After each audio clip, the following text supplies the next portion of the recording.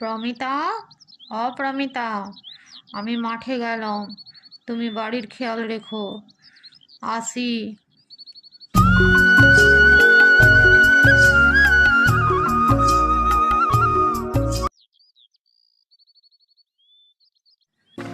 এই কালী, তোকে না বলেছি যে আমরা যখন স্নান করব তুই তখন ঘাটে আসবি না? তুই কেন কথা শুনিস না বলতো? এই জন্যই তোর মা তোকে পছন্দ করে না। কি রে, রান্না হয়েছে তোর? আমার সোনা মাটার খুব খিদে পেয়েছে।